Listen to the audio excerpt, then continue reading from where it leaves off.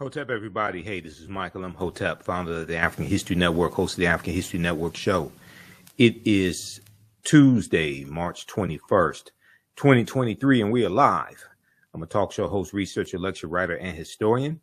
So I've talked about this topic before, and I'm going to talk about it on Faraji Muhammad show, The Culture, probably on Thursday of this week. And this deals with Black World War II veterans, African-American World War II veterans, and how they were discriminated against when it came to using the GI Bill. And the GI Bill changed the landscape in this country of who got to go to college. And it helped, it was one of the tools of the federal government that helped white people to create generational wealth. Okay. So you've heard me talk about this before. On the African History Network show. And I posted an article a couple of days ago dealing with how House Democrats are trying to get a new bill passed that would restore the GI Bill. So we'll discuss Black World War II veterans were discriminated against using GI Bill benefits while white veterans built wealth. House Democrats pushed to restore GI Bill to help benefit African-American families and families of Black World War II vets. So share this broadcast on your social media platforms. Invite your friends to tune in. Okay, so the 1944 GI Bill's promise was denied to 1 million Black World War II veterans due to racism. The GI Bill Restoration Act to resolve GI Bill racial inequities introduced by Representatives James Clyburn of South Carolina and Representative Seth Moulton, Democrat of Massachusetts, would help benefit the families of Black World War II veterans and highlight the story of World War II veteran Sergeant Isaac Woodard, who I've talked about here on the show before. And he was an African-American sergeant who served in World War II, and he was honorably discharged. And he was beaten by a white police officer in South Carolina, and he was blinded as a result of the beating. Okay. And this,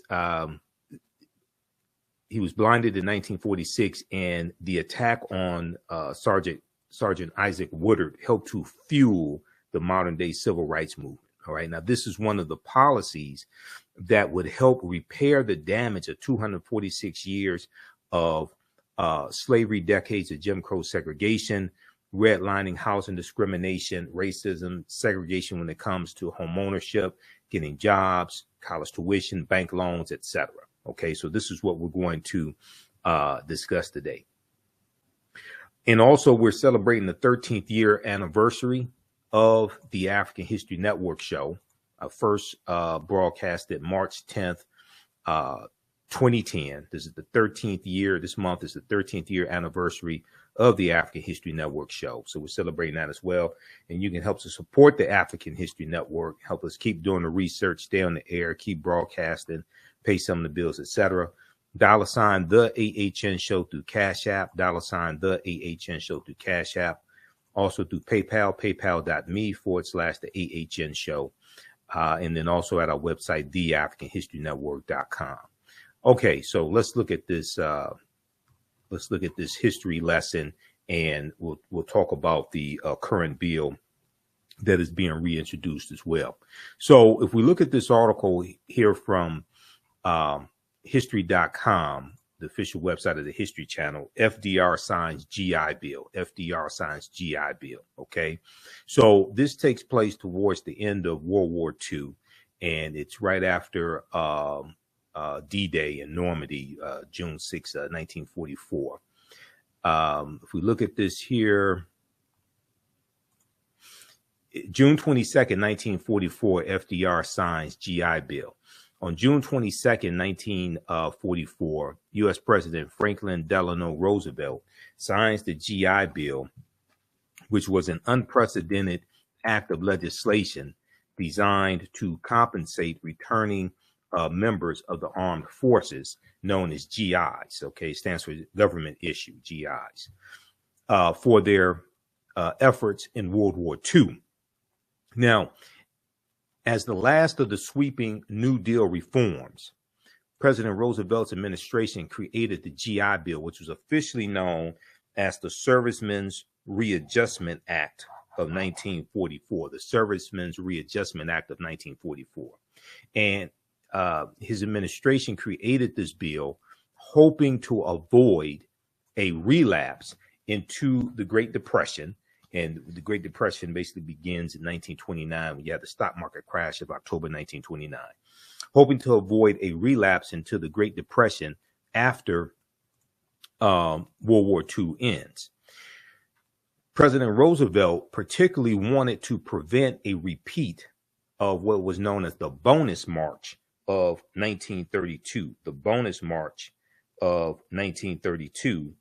And this was a march when you had 20,000 unemployed veterans and their families who went to Washington, D.C. to protest. Okay, this was known as the Bonus March of 1932. So he wanted to avoid something like that happening again, and the embarrassment of something like that happening as well while World War II was taking place.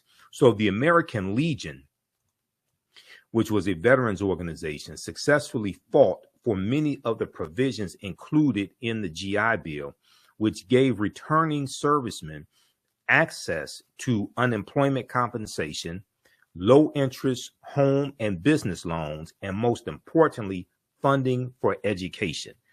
Unemployment compensation, low interest loans to buy homes and to start businesses, and also money to go to school, okay, college or trade schools.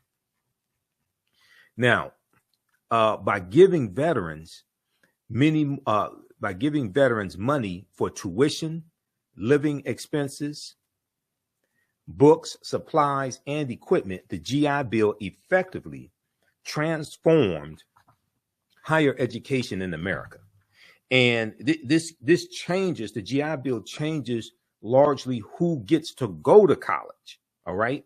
And it helps create a lot of wealth and generational wealth for a lot of white families. Now, before World War II, okay, and the U.S. gets involved in World War II in 1941, December 1941, because of the attack on Pearl Harbor. Now, World War II actually begins September 1939 when Adolf Hitler invades Poland. Incidentally, Ukraine is bordered by Poland and Russia.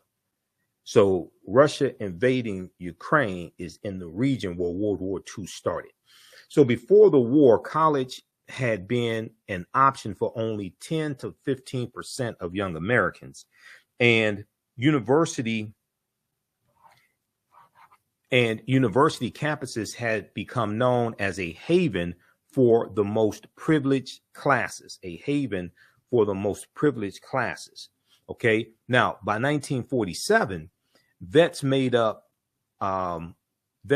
half of the nation's college enrollment. Okay. So you're looking at basically like 2 years after World War II ends. Okay. Veterans make up half of the nation's college enrollment. Now, 3 years later, nearly 500,000 Americans graduated from college compared to 160,000 in 1939. So here we see government policy working to help people, working to help veterans, working to help their families, largely white people. Okay. So you have a lot of Republicans who say they're against socialism, but the GI Bill was funded by taxpayer dollars and funded by the government.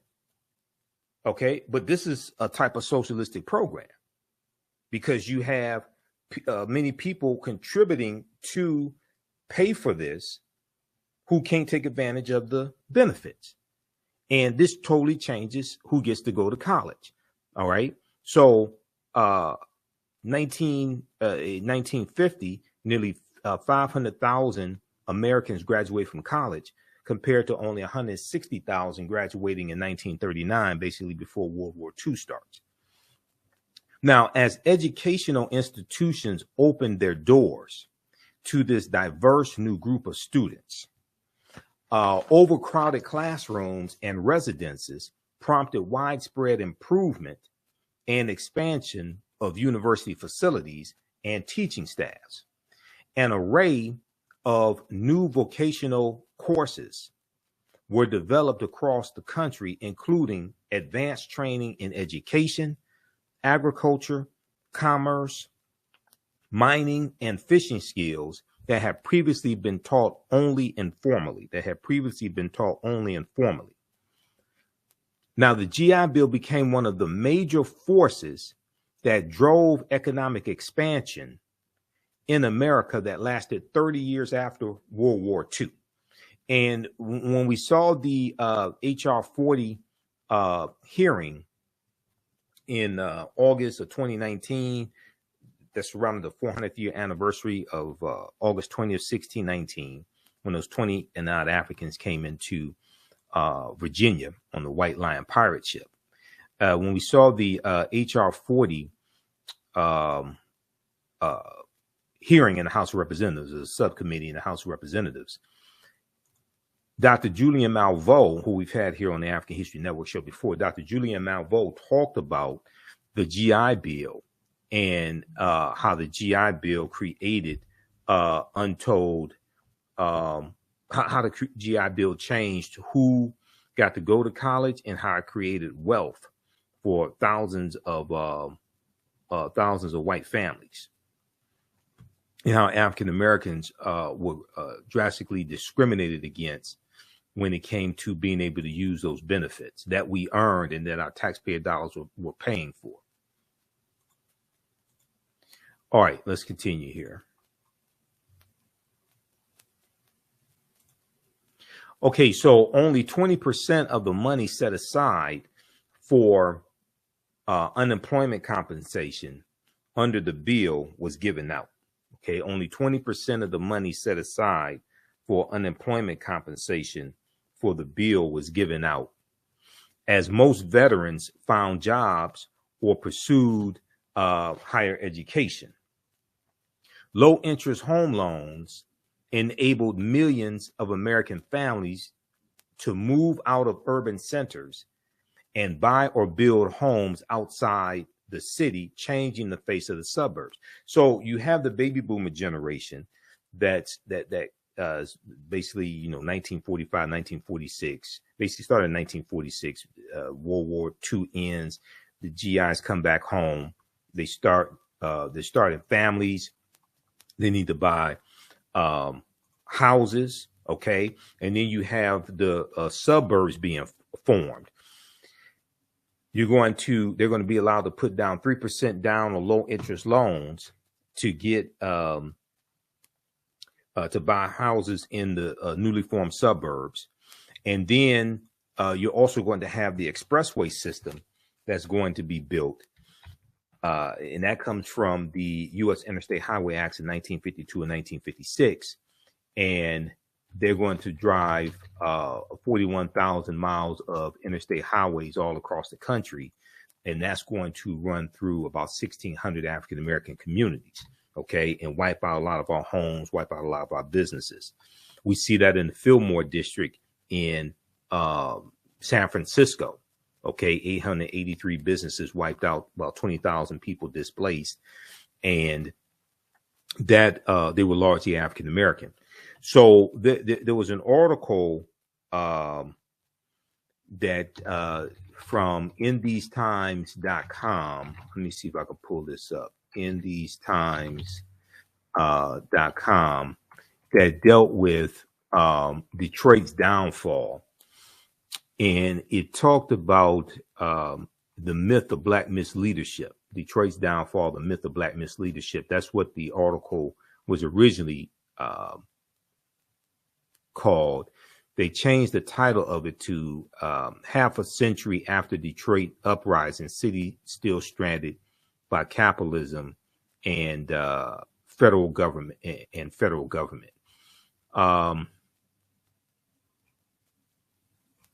I think that, yeah, this is by Marilyn Katz for InTheseTimes.com. And one of the things she talks about in this article and the original one called The Myth of Black Misleadership, and it dealt with the city of Detroit. It talked about how when Coleman Alexander Young became mayor of Detroit in January 1974, and African-American mayors started taking over these other inner cities. The cities were on life support that were given to us and had a declining tax base. They were suffering from white flight, things of this nature. But they were the victim of federal government policies, So the name of this article, August 8th, 2013, a half century after Detroit uprising. They're talking about the Detroit Rebellion, 1967. Cities still stranded by capitalism and federal government. How federal policy and Big Otto drove black blight and white flight. How federal policy and Big Otto, the auto industry, General Motors, Ford, and Chrysler, drove black blight and white flight. This is from August 8th, 2013 by Marilyn Katz for InTheseTimes.com. And one of the things it talks about here is after World War II ends, okay? And they talk about the Great Migration, fueled by a population explosion during the late 1930s and 1940s, when tanks and airplanes for America's war effort rolled off the assembly lines. Detroit's population grew from 1.5 million people in 1930 to 1.8 million in 1950. And during the same period, thousands more came for the relatively low-skilled but high-paying union-protected jobs at places like Ford, Chrysler, Packard, and GM. However, by August 1967, Detroit had already lost more than 300,000 residents, equal to the population loss each decade since then. Okay, so they go through, talk about the auto industry and pushing for some of these policies. And then they talk about this here. White workers, okay, in 1950, Detroit was a white-dominated city. By 1970, more whites lived in the suburbs than in the city of Detroit. While ignited by the movement of auto jobs to the suburbs, this mass white exodus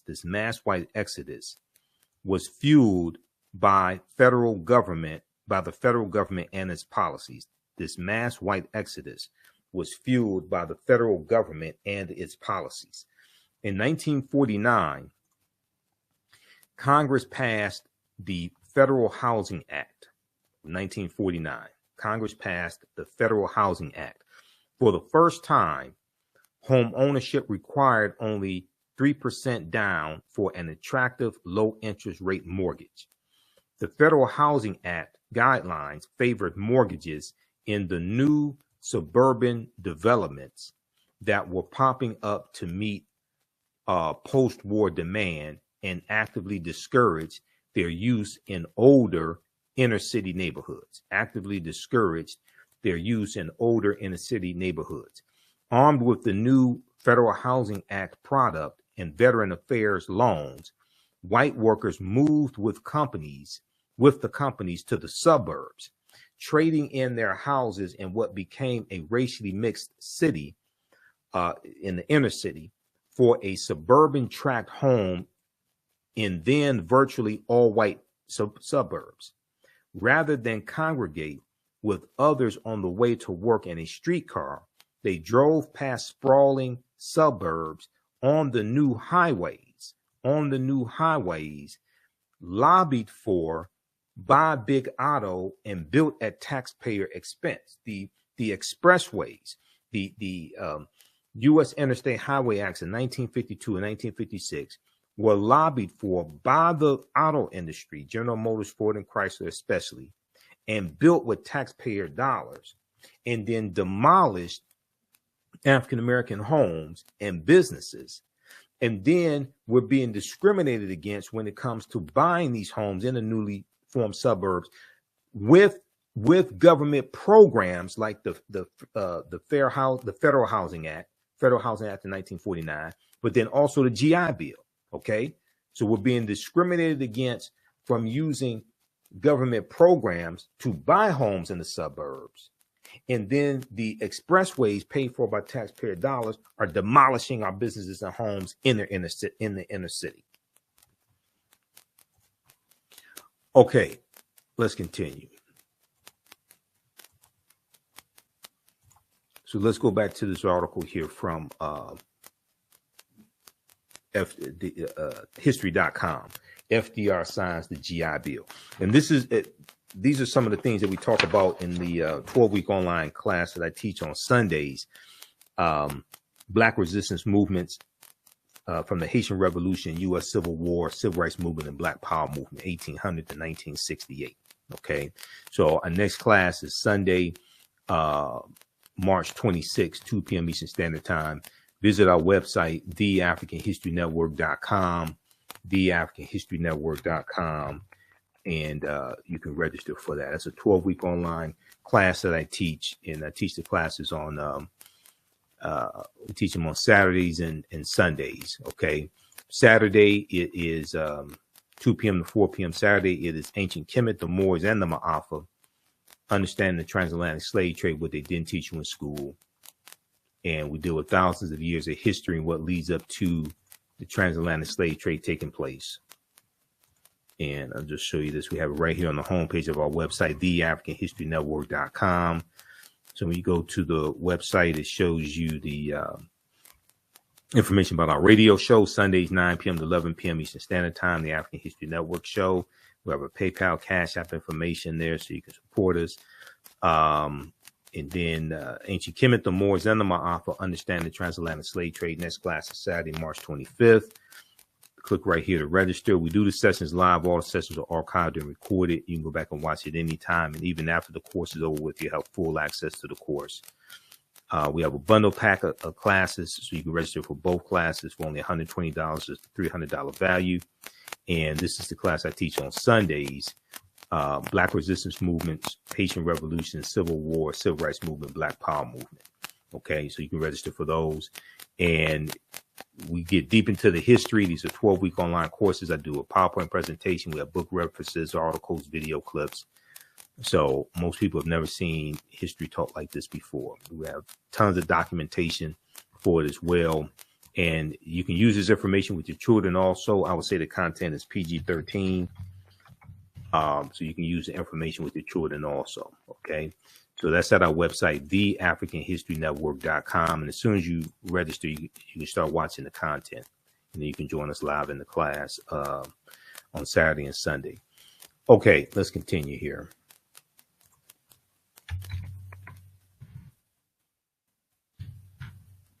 All right, let's go back to, I want to go back to the article here dealing with the GI Bill.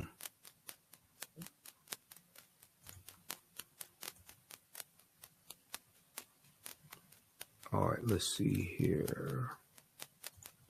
Okay, so low interest home loans enabled millions of American families to move out of urban centers and buy or build homes outside the city, changing the face of the suburbs. Now, over 50 years, the impact of the GI Bill was enormous, with 20 million veterans and dependents using the education benefits and 14 million homes guaranteed. Okay, 20 million veterans and their dependents, okay, their children, using the education benefits from the GI Bill, and 14 million home loans guaranteed because of the GI Bill, for a total federal investment of $67 billion. Among the millions of Americans who have taken advantage of the GI Bill are former presidents George H.W. Bush, the father, George H.W. Bush, Gerald Ford, former Vice President Al Gore, and entertainers Johnny Cash, Ed McMahon, Paul Newman, and Clint Eastwood. So check out this article from history.com, official website of the History Channel. This is This Day in History, June 22nd, 1944, FDR signs the GI Bill. Okay, now I want to go to, if you have questions about the class, email us at TheAHNShow at TheAfricanHistoryNetwork.com. We can help you. TheAHNShow at TheAfricanHistoryNetwork.com. All right, now, secondly, I want to go to this other article here. Now, this also ties into when we look at the discrimination when it comes to the GI Bill. This also ties into a history of redlining, okay? A history of redlining. And redlining was created by the federal government right around 1937. There's a good piece from blackpast.org that deals with this.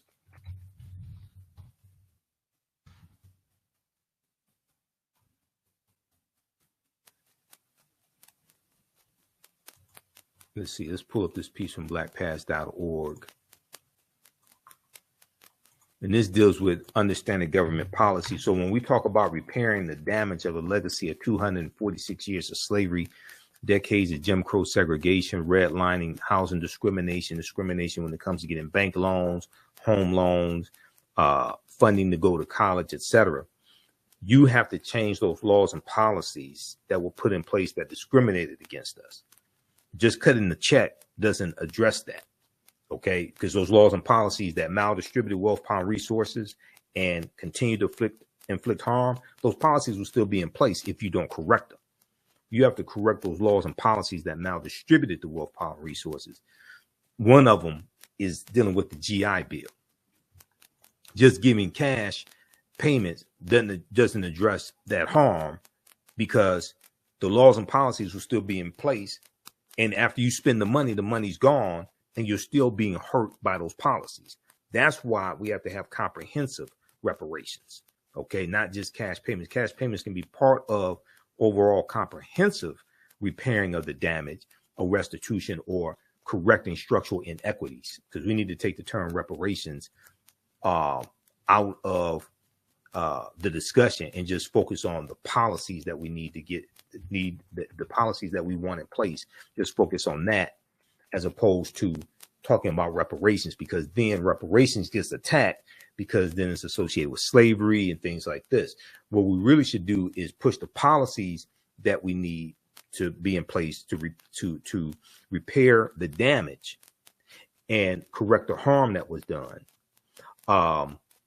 and then deal with a history of those laws and policies. And you can trace that back to slavery, as opposed to the focus being on slavery. The focus should be on present day structural inequities and how to correct that, because that is a legacy of slavery. Okay, redlining, 1937.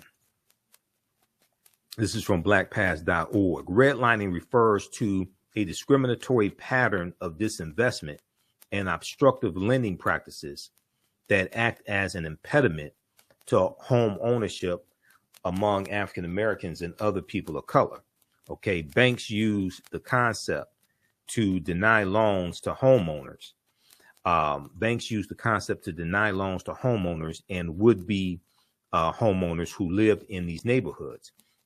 This in turn resulted in neighborhood economic decline, and withholding and the withholding of services or their provision at an exceptionally high cost. The origin of the term redlining stems from the policies developed by the Homeowners Loan Corporation, which is a government program. The Homeowners Loan Corporation, created in 1933 by the President Franklin Delano Roosevelt administration to reduce home foreclosures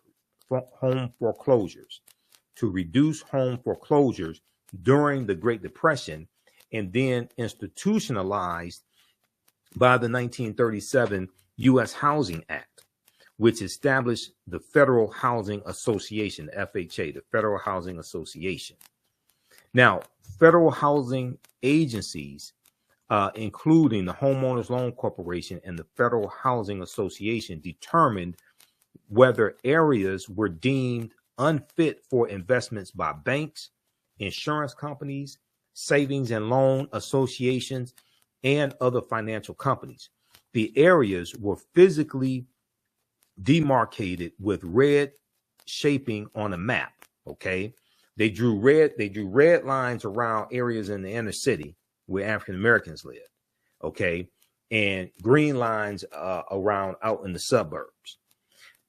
In contrast, zones which were to receive preferential lending status were marked in green shading, and intermediate areas in blue shading. Often these decisions were arbitrarily based on the area's racial composition, rather than the income levels. While the practice was almost universal before 1968, the Civil Rights Act passed that year, which is the Fair Housing Act of 1968, which was as a result of the modern day civil rights movement. The Civil Rights Act passed that year theoretically outlawed redlining, okay, but it's going to take another 20 years before it's really enforced. Nonetheless, its impact was felt long after that date. In a series of Pulitzer Prize winning articles, which appeared in 1988 under the title The Color of Money, the Atlanta Journal-Constitution reporter Bill Dedman, D-E-D-M-E-N, described how Atlanta, Georgia banks still discriminated by the racial designation of neighborhoods, how Atlanta, Georgia banks still discriminated by racial designation of neighborhoods. His article illustrated how these banks were nearly twice as likely to lend to homeowners and prospective home buyers in low-income white neighborhoods as compared to affluent African-American areas, okay? Banks were nearly twice as likely to lend to homeowners and prospective buyers in low-income white neighborhoods as compared to affluent African-American areas. As a consequence of redlining, government program, originally, neighborhoods that local banks deemed unfit for investment were left undeveloped or in disrepair. Attempts to improve these neighborhoods with even relatively small business scale ventures were commonly obstructed by financial institutions that continued to label the underwriting as too risky or simply rejected them outright. When existing businesses collapsed, new ones were not allowed to replace them, often leaving entire blocks empty and crumbling. Consequently, African Americans in those neighborhoods were frequently limited in their access to banking, healthcare, retail merchandise, and even groceries. Now, these are examples of the harm that was done by a lot of government programs and how we are still dealing with the effects of that harm today. So when we talk about repairing the damage of these laws and policies and how it still shows up in structural inequities today, this is what we're talking about. So it was laws and policies that put us in this predicament.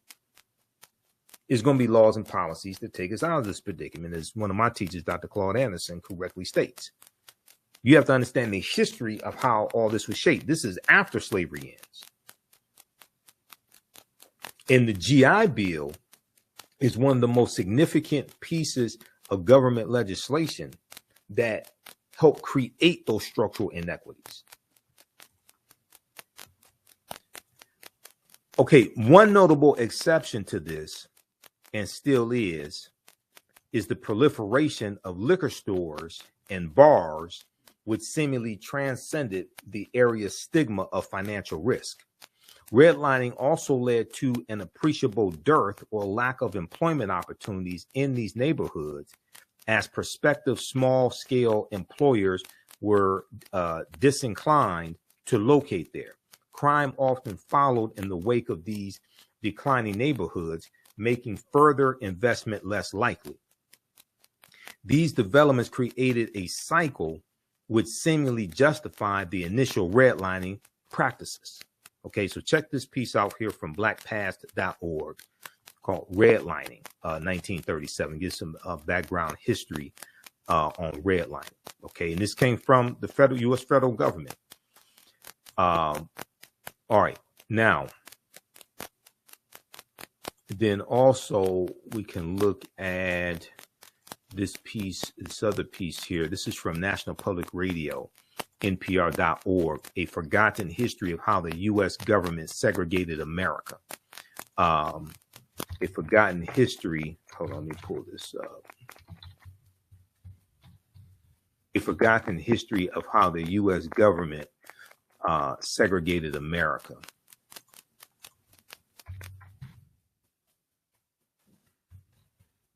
This is why understanding history, law, politics, and economics is so important. And politics is the legal distribution of scarce wealth, power, and resources, and the writing of laws, statutes, ordinances, amendments, and treaties, their adoption, interpretation, and enforcement. Okay. Politics is the legal distribution of scarce wealth, power, and resources, and the writing of laws, statutes, ordinances, amendments, and treaties, their adoption, interpretation, and enforcement.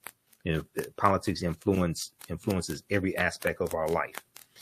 In 1933, faced with a housing shortage, the U.S. federal government began a program explicitly designed to increase and segregate America's housing stock.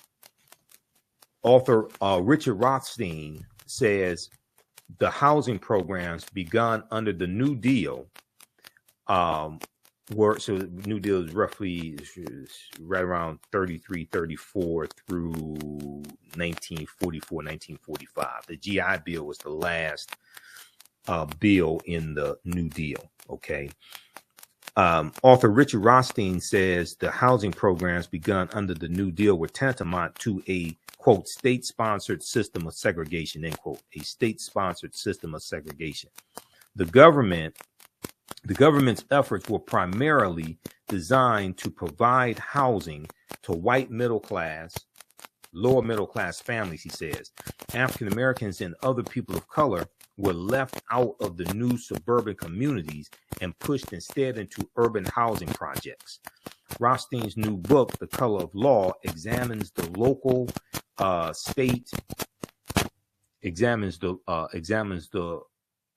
local, state, and federal housing policies, that mandated segregation. He notes that the Federal Housing Administration, which was established in 1934, furthered the segregation efforts by refusing to insure mortgages in and near African-American neighborhoods, a policy known as redlining. At the same time, the Federal Housing Administration, FHA, was subsidizing builders who were mass producing entire subdivisions for white people, with the requirement that none of the homes be sold to African Americans. Okay, so you have restrictive covenants, and restrictive covenants were in clauses written into the deeds that these homes could only be sold to white people. They could not be sold to African Americans. These were restrictive covenants. Now they're going to be made illegal. Restrictive covenants are going to be made illegal by the Fair Housing Act of 1968. But you still have homes today that have those clauses in their deeds. Okay, so read the rest of this article here. A forgotten history of how the U.S. government segregated America. So this is all dealing with laws and policies. Okay, so this is why you have to understand history, politics, law, and economics when we talk about repairing the damage from these laws and policies. All right, how's everybody doing? Give us a thumbs up, give us a heart, give us a like on this broadcast. If you like this type of information, also you can support the African History Network. $ TheAHNShow through Cash App, $ TheAHNShow through Cash App, also through PayPal, paypal.me/TheAHNShow. So we definitely need your help as well. And we are celebrating the 13th year anniversary of me broadcasting the African History Network show. So I first started March 10th, 2010. So this is our 13th year anniversary month. And we definitely appreciate your support in the past. Definitely need it today as well. This helps us keep doing the research, stay on the air, keep broadcasting, pay some of the bills, etc. And register for the online history classes that I teach on Saturdays and Sundays also. Ancient Kemet, the Moors, and the Ma'afa, understanding the transatlantic slave trade, what they didn't teach you in school, and Black resistance movements from the Haitian Revolution, U.S. Civil War, Civil Rights Movement, and Black Power movement. Visit our website, TheAfricanHistoryNetwork.com, for more information and to register for those courses. As soon as you register, you can start watching archive content. You can join us live in the class on Saturdays and Sundays, 2 p.m. to 4 p.m. Eastern Standard Time. Okay, let's continue.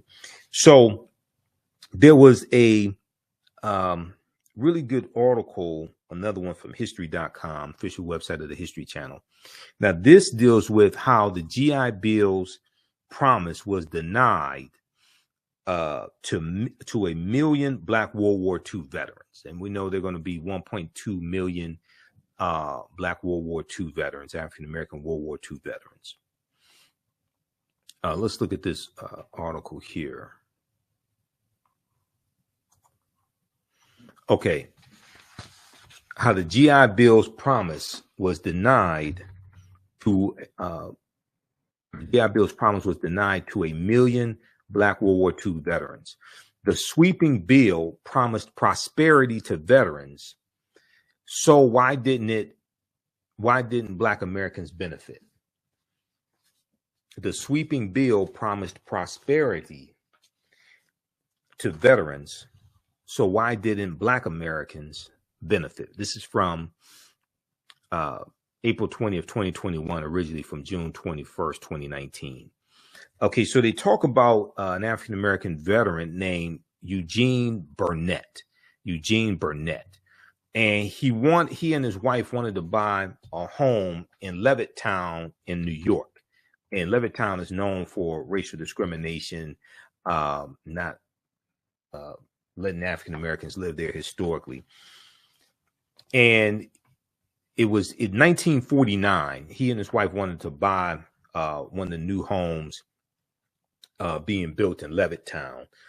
And he was ready to settle down in a larger home with his family. The newly established Long Island suburb seemed like the perfect place to begin their post-World War II life, one that he hoped would be improved with the help of the GI Bill. Okay, the Servicemen's Readjustment Act, signed into law June 22nd, 1944 by President Roosevelt. And the GI Bill was a piece of sweeping legislation aimed at helping World War II veterans like Eugene Burnett prosper after World War II. But when he spoke with a salesman about buying the house using a GI Bill guaranteed mortgage, the door to suburban life in Levittown slammed firmly in his face. The suburb was not open to African-American residents. Eugene Burnett's wife, Bernice, recalled this incident and said, quote, "It was as though it wasn't real. Look at this house. Can you imagine having this? And then for them to tell me because of the color of my skin that I can't be part of it." Now, the Burnett's were not the only African Americans for whom the promise of the GI Bill turned out to be an illusion. Though the bill helped white Americans prosper and accumulate wealth, in the post-war years, it did not deliver on that promise for veterans of color, especially African Americans. In fact, the wide disparity in the GI Bill's implementation ended up helping drive growing gaps in wealth, education, and civil rights between white and African Americans. Now, while the GI Bill's language did not specifically exclude African American veterans from its benefits,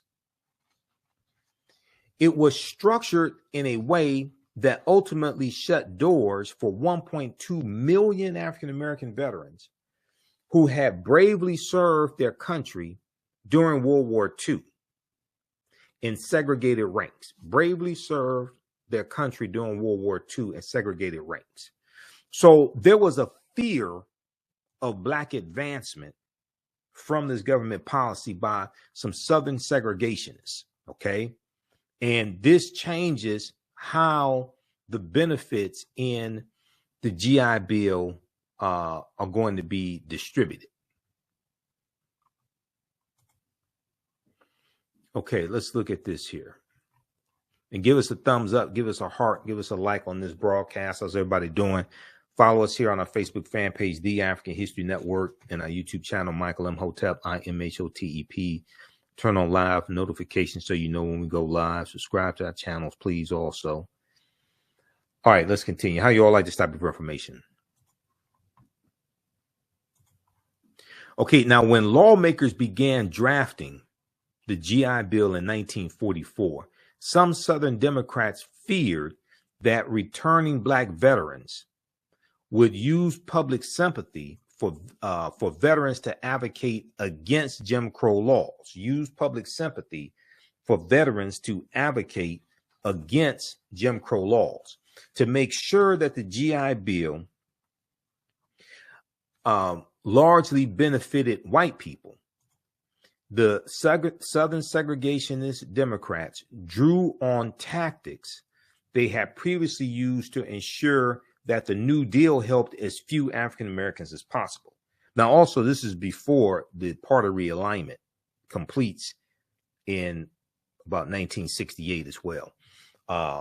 After 64, when Barry Goldwater, senator from Arizona, runs against Lyndon Johnson for president, and Barry Goldwater loses. Then in 1968, when Richard Nixon, who ran for president in 1960 against John F. Kennedy, when Richard Nixon runs for president in 68, and he runs on the platform of law and order. And this is a backlash to the civil rights movement, the Black Power movement, the rebellions that are taking place across this country. He runs on that platform. There's a backlash to advancement of African Americans. By 1960, 2/3 of African Americans had switched from the Democratic Party to the Republican Party. And this goes back to 1928 and what's known as the Lily White Movement of 1928, which was an effort by Republicans to push African Americans out of the Republican Party and appeal to Southern segregationist Democrats in 5 former Confederate states to get them to vote for Herbert Hoover in the 1928 presidential election against Al Smith, who was a moderate Democrat from New York. This was known as a Southern strategy, okay? This was known as a Southern strategy. And it worked. Herbert Hoover became president. And the Republicans were, who had been the party of Lincoln, okay, Republicans who have been the party of Lincoln. And we know that the Republican Party is going to be founded in 1854 by groups of abolitionists and, you know, some members of the Whig Party, because the Whig Party, WHIG, was dying out by 1954. And this was a direct backlash. The forming of the Republican Party was a direct backlash to what's known as the Kansas-Nebraska Act of 1854, where you had the Kansas-Nebraska Act left up to those people living in Kansas and Nebraska, the new states of Kansas and Nebraska, left up to them to determine whether or not they had slavery, as opposed to it being dictated to them by the federal government. So it was a congressional law that allowed for the westward expansion of slavery, which infuriated a lot of abolitionists. And this caused a backlash, and the Republican Party is going to be formed by groups of abolitionists to push for the abolition of slavery and be a counter to the Democratic Party at the time, which was heavy in the South. This piece here from house.gov, history.house.gov, and house.gov is the official website of the U.S. House of Representatives.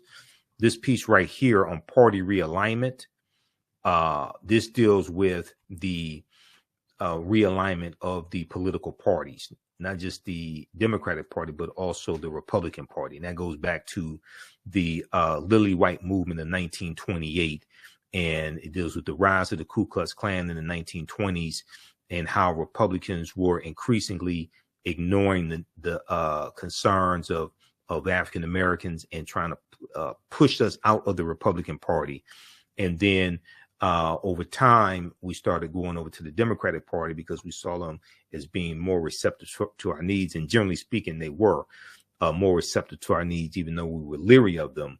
And over time, more of us started going over to the Democratic Party. And this talks about the Lily White movement in 1928 and the effort of the Republicans to get Herbert Hoover elected as president.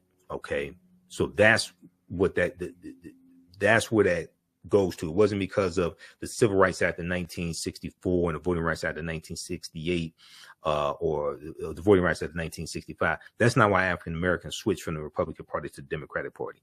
You got to go back like 40 years before that to the Lily White movement of 1928. Okay, I've done a whole lecture dealing with this history and the party realignment, things of this nature. Okay, so check this out here at history.house.gov. It's called Party Realignment. Party Realignment.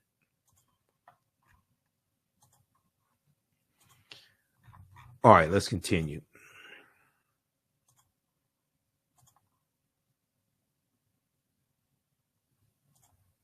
Let's go back to this piece here from the GI Bill. Okay, so to make sure that the GI Bill largely benefited white people, the Southern segregationist Democrats drew on tactics they had previously used to ensure that the New Deal helped as few black people as possible, During the drafting of the law,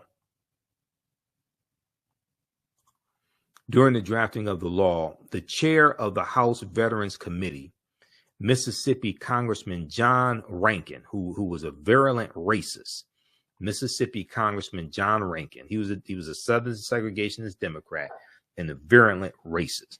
Okay, and you had the Northern Democrats who were, generally speaking, more moderate. Then you had the Southern segregationist Democrats, also known as Dixiecrats. Okay, many of them. And then 1947. So, for instance, 1947, 48 presidential election. the Democratic Party, generally speaking, they ran on a more pro-civil rights agenda. You had Strom Thurmond, who was a Southern segregationist Democrat, who ran as a Dixiecrat for president also. Okay, he lost, thank God. He lost. But because of this, and then you deal with President Harry Truman, and President Harry Truman desegregating the armed forces in 1946. Okay, we'll talk about that because that came after Sergeant Isaac Woodard was beaten by a police officer. World War II veteran Sergeant Isaac Woodard was beaten by a police officer, and he was blinded in the attack by a police officer, a white police officer. So during the drafting of the GI Bill, the chair of the House Veterans Committee, Mississippi Congressman John Rankin, played hardball and insisted that the program be administered by individual states instead of the federal government. Okay, he insisted that the program be administered by individual states instead of the federal government. Mississippi Congressman John Rankin got his way. Rankin was known for his virulent racism. He defended segregation, opposed interracial marriage, and had even proposed legislation to confine, then deport every person with Japanese heritage during World War II.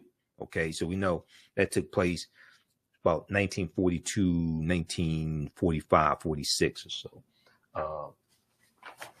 Right in that period of time during World War II. Yeah.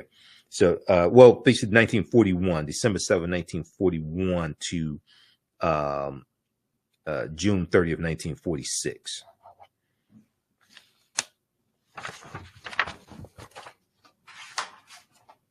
All right. Now, when the bill came to a committee veto, John Rankin stonewalled the bill in an attempt to gut another provision that entitled all veterans to $20 a week on unemployment compensation for a year. White supremacist John Rankin knew this would represent a significant gain for African-American Southerners, so he refused to cast a critical proxy vote in protest. The American Legion ended up tracking down the congressman who had left his proxy vote with John Rankin and flying him to Washington to break the deadlock. President Roosevelt signed the Servicemen's Readjustment Act into law on June 22nd, 1944, only weeks after the D-Day offensive began. It ushered into law sweeping benefits for veterans, including college tuition, low-cost home loans, and unemployment insurance. Now, when we look at the GI Bill's effect on African-American veterans, so from the start, African-American veterans had trouble securing GI Bill benefits. Some could not access benefits because they had not been given an honorable discharge, and a much larger number of African-American veterans were discharged dishonorably than their white counterparts. And a lot of this has to do with racism in the, racism in the military, especially in the Army, in the mistreatment of African-American soldiers.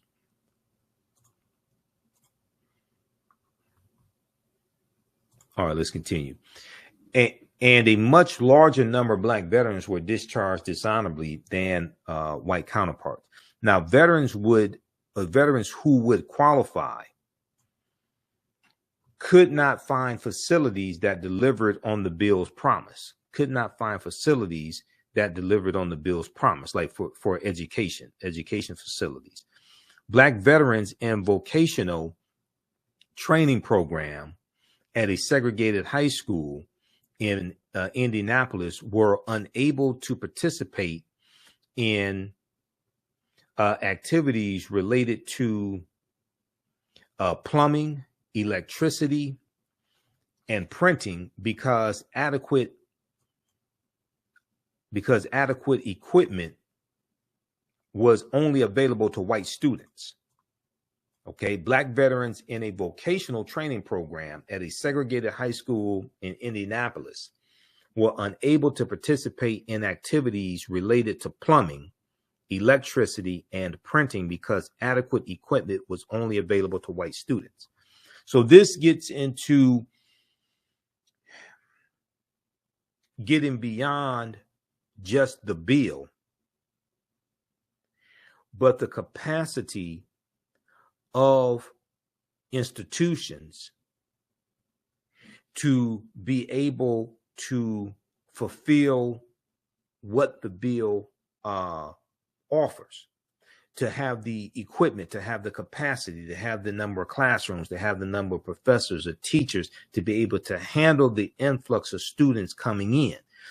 It's one thing to have a bill that says we're going to allow this amount of funding to go to school, things like that. That's good. But the institutions also have to have the capacity to be able to handle the influx of students that are coming because of the bill. That requires more funding.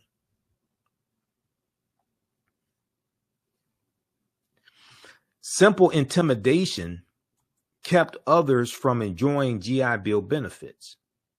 In 1947, for example, a crowd hurled rocks at African-American veterans as they moved into a Chicago housing development, okay? A crowd hurled rocks at Black veterans as they moved into a Chicago housing development. Thousands of Black veterans were attacked in the years following World War II, and some were singled out and lynched. Though John Rankin, Mississippi Congressman, racist John Rankin, though he had lost the battle to exclude African-American men from Veteran Affairs employment insurance, which is what he wanted to do, it was doled out inequitably, however. Men who applied for unemployment benefits were kicked out of the program if any other work was available to them, even work that provided less than subsistence wages. Southern postmasters were even accused of refusing to deliver the forms that African-American veterans needed to fill out to receive their unemployment benefits. African-American veterans and civil rights groups protested their treatment, calling for Just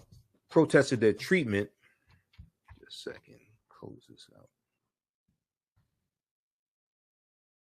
out. Black veterans and civil rights groups protested their treatment, calling for protections like Black involvement in the Veteran Affairs and non-discriminatory loans, but the racial disparities in the implementation of the GI Bill had already been set into motion. The racial disparities in the implementation of the GI Bill had already been set into motion.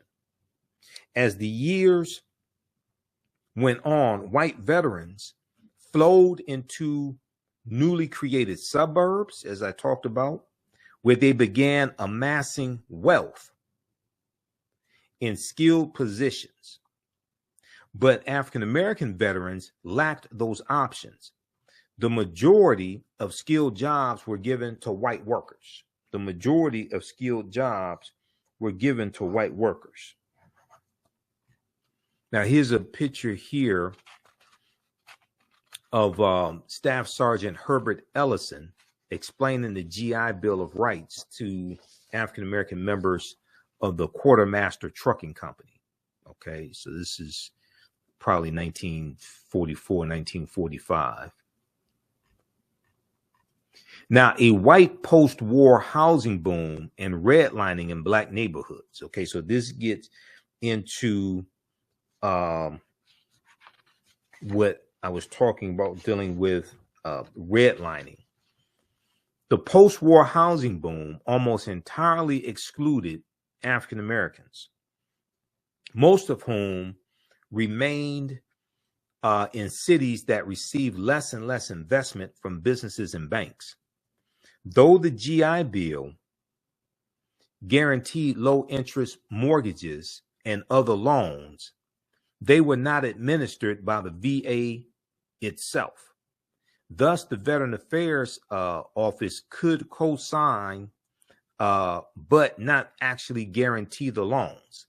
This gave white-run financial institutions free rein to refuse mortgages and loans to African Americans. So when we look at redlining, once again, redlining was a decades-old practice marking maps by race to characterize the risks of lending money and providing insurance. It made purchasing a home even more difficult for African American veterans. Lenders froze out poor neighborhoods, ensuring that loan assistance and insurance would be denied. Okay, lenders froze out poor neighborhoods, ensuring that loan assistance and insurance would be denied. And new white suburbs often came with overly racist covenants that denied entry to black people. So these are the restrictive covenants, where it's stated in the deed that the home could only be sold to someone white, or it could not be sold to African Americans, cannot be sold to Negroes or non-white people, etc. So to give you an example, in 1947, only 2 of the more than 3,200 Veteran Affairs guaranteed home loans in 13 Mississippi cities went to black borrowers. Not 2%, but 2. Okay, in 1947. Now, see, this is a legacy of slavery. This is why it's important to focus on the laws and policies that brought about these structural inequities that brought us to today. And then you can trace that history back to slavery, but focus on correcting present day structural inequities, especially in this climate where you're dealing with anti-critical race theory laws being passed, you're dealing with the attack on the teaching of African American history, and the fact that the majority of the people that have to vote on these bills, especially at the federal level, are white. And in the Senate, you need 60 votes in the Senate. So even with 51 Democrats, you still need 9 Republicans to vote for any of these bills, unless they qualify for the budget reconciliation process, which requires then a simple majority, which is just 51. But most of these bills, you need 60 votes for, including the George Floyd Justice and Policing Act. You need 60 votes for that.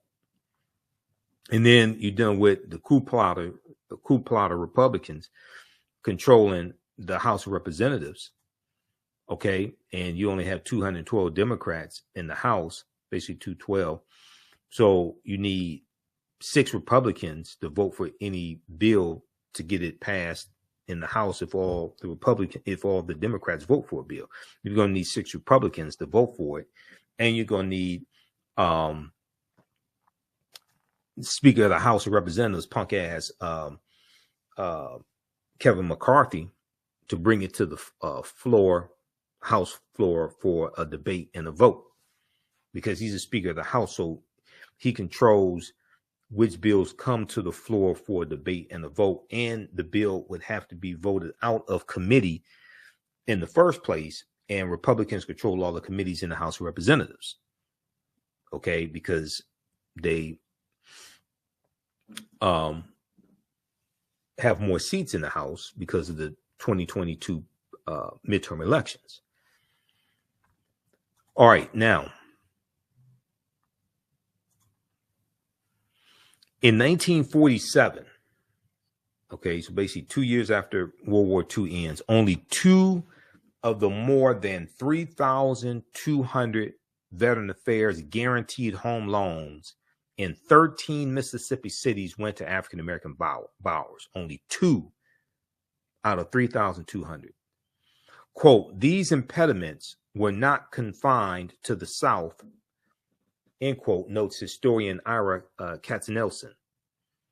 He said, quote, in New York and the northern New Jersey suburbs, fewer than 100 of the 67,000 mortgages insured by the GI Bill supported home purchases by non-white people. Fewer than 100 out of 67,000.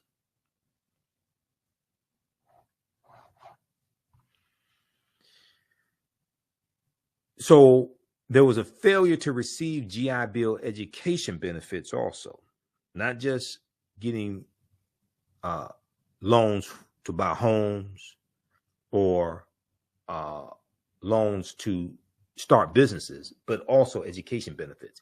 Now, African American veterans, in search of the education they have been guaranteed, fared no better. Many Black men returned home from the war, didn't even try to take advantage of the bill's education benefits. They could not afford to spend time in school instead of working. But those who did were at a considerable disadvantage compared to their white counterparts. Those who did were at a considerable disadvantage compared to their white counterparts. Public education provided poor preparation for African American students, and many of them lacked much educational attainment at all due to poverty and social pressures. As veteran applications flooded universities, African American students often found themselves left out. Northern universities dragged their feet when it came to admitting Black students, and Southern colleges barred African American students entirely. And the Veteran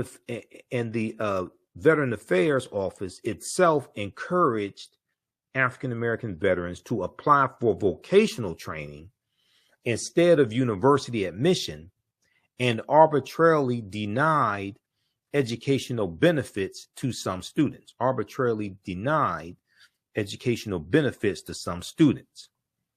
Now, this is a picture here, veterans lining up for a last day rush to get counseling on GI Bill educational courses at the New York Regional Office Veterans Administration on July 25th, 1951.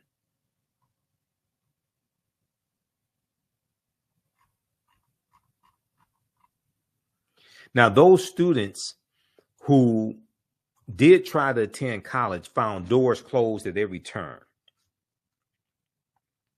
A full 95% of Black veterans were shunted off to Black colleges, institutions that were underfunded and overwhelmed by the influx of new students. Most were unaccredited, and with a mass influx in applicants, they had to turn away tens of thousands of veterans because they didn't have the capacity. This goes to capacity building. A lot of the HBCUs back at this time did not have the capacity to handle the huge influx of the increase of African American students coming in and who were being discriminated against because they couldn't go to a lot of white institutions in the South. Okay, the ones who were fortunate enough to be able to get some type of funding to go to school, the HBCUs didn't have the capacity to handle those numbers. Quote, though Congress granted all soldiers the same benefits theoretically, writes historian Hillary Herbold, Herbold, quote, the segregationist principles of almost every institution of higher learning effectively disbarred a huge proportion of Black veterans from earning a college degree. Now, the GI Bill of 1944 is one of the main pieces of legislation after slavery that's cited as largely contributing to the racial wealth gap. Now, the original GI Bill ended in July 1956.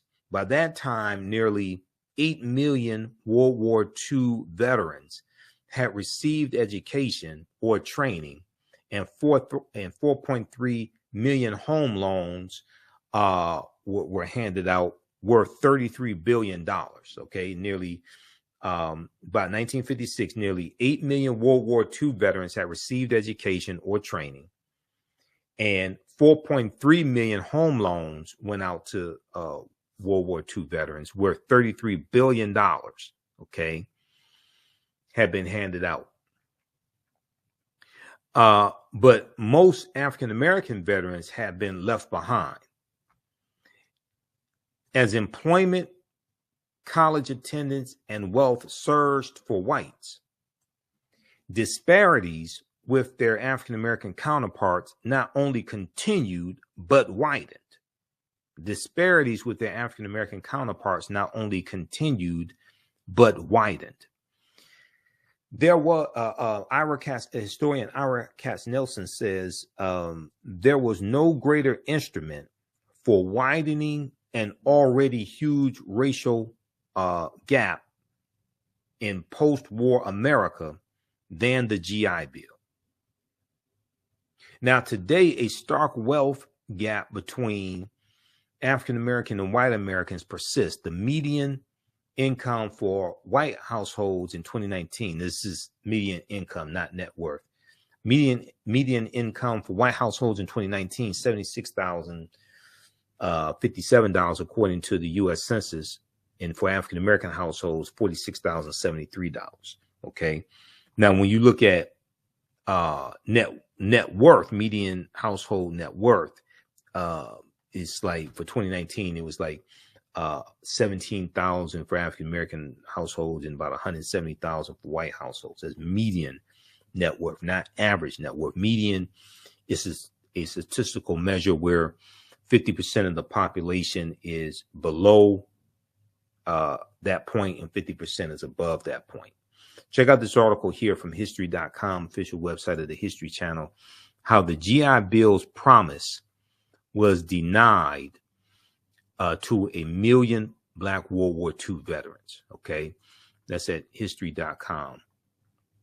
Okay, so when we look at, and you have a bill that's being reintroduced by Representative James Clyburn and Representative Seth Moulton to address this issue, okay, and help the families or family members of World War II veterans, okay, and try to help repair some of this damage. There's an article from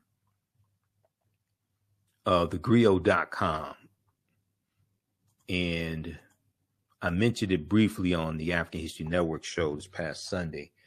We'll probably talk about it on Faraji Muhammad's show, The Culture, this week, probably on Thursday.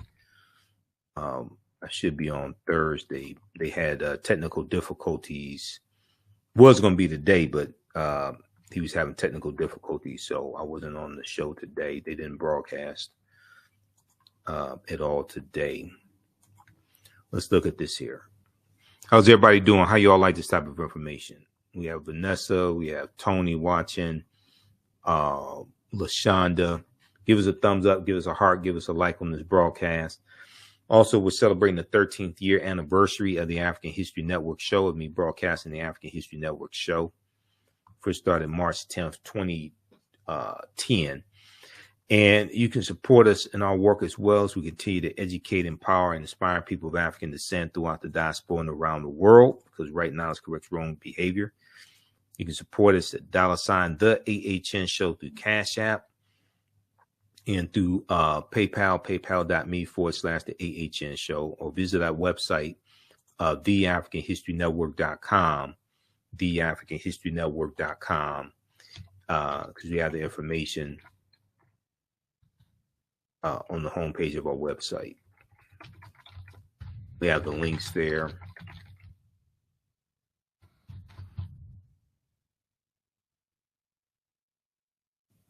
All right, yes, because we have the information around the homepage of our website. Okay, let's continue here.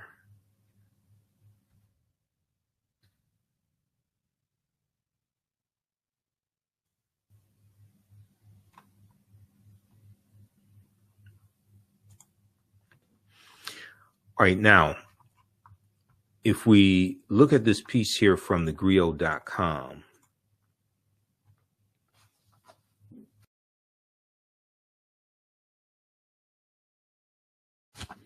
House Democrats reintroduce GI Bill to help Black veterans and descendants receive overdue benefits. This is from March 3rd, 2023 by my girl Ashley Banks. Because Ashley, I follow Ashley on was it Instagram, and connected with Ashley through Roland Martin show, because I'm on Roland Martin show on Friday, so that's how I connected with Ashley Banks a couple years ago. All right, now let's look at this here. So the GI Bill Restoration Act is probably the only shot we have of some kind of race-specific reparations in this country, said Richard Brookshire, co-founder and CEO of the Black Veterans Project. Okay, co-founder and CEO of the Black Veterans Project. And they have an interview with Richard here. There's a clip of him. So they have the interview here in this article, so you can check that out as well. Black World War II veterans and their descendants have yet to receive the overdue GI Bill benefits. However, some House Democrats hope to change that. On February 28th, House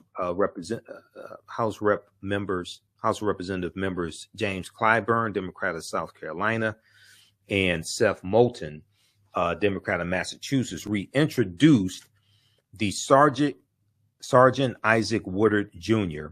and Sergeant Joseph H. Maddox's GI Bill Restoration Act in an effort to seek justice for veterans and their descendants who are owed numerous benefits. Veterans and their descendants who are owed numerous benefits. Okay, now here's a picture of the Harlem Hellfighters during World War I. The 369th Infantry Regiment, also known as the Harlem Hellfighters. Now, Richard Brookshire, co-founder and CEO of the Black Veterans Project, told thegrio.com that the GI Bill might have to overcome some challenges before being signed into law. He said, I honestly feel like the GI Bill Restoration Act is fantastic, but I also know the political feasibility of that is very slim.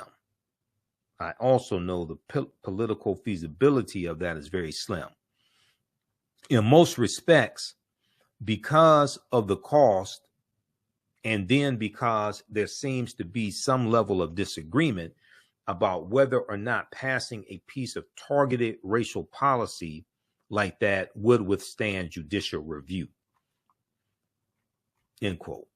Yeah, because race-based policies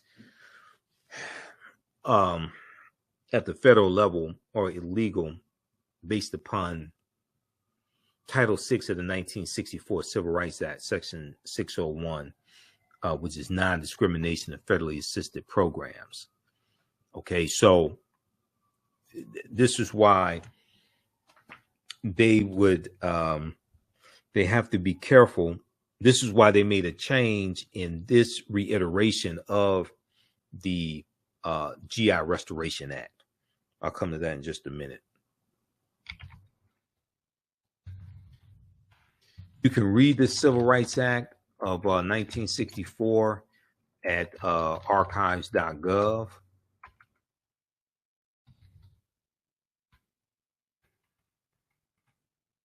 See, archives.gov, which is U.S. National Archives, as well as loc.gov.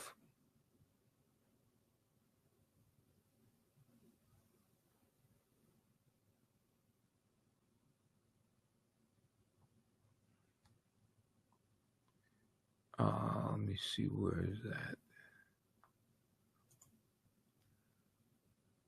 Okay, that's Civil Rights Act of 1964. And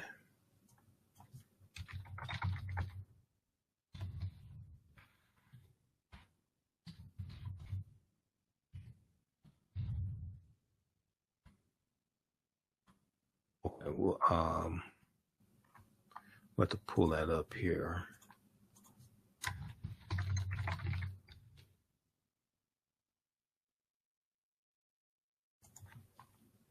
The second word, U.S. Department of Labor. Yeah, U.S. National Archives. This should be it right here.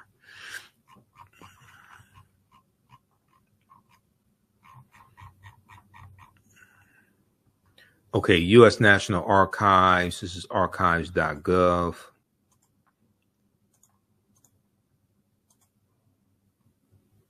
Civil Rights Act 1964. Okay. U.S. National Archives, and we want to go to Title VI.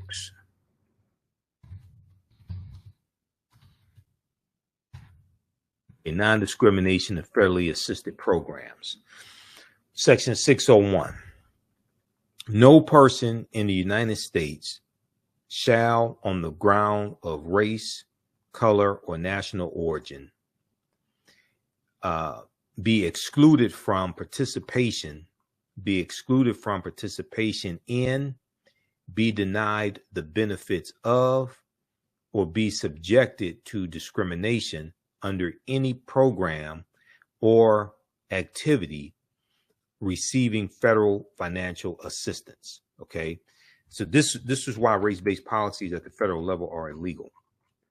And that was put into the 1964 Civil Rights Act because we were being discriminated against when it came to, a lot of federal policies.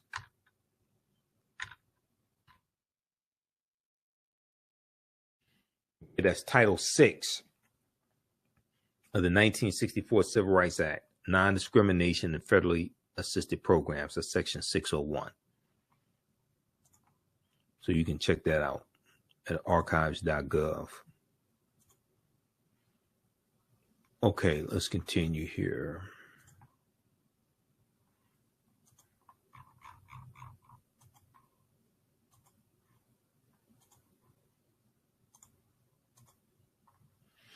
All right, so they talk about President Roosevelt signing the GI Bill in 1944, and the GI Bill was signed into law to assist veterans and their family members, qualifying veterans and their family members with paying for higher education, training programs, and other benefits, according to the U.S. Department of Veteran Affairs website.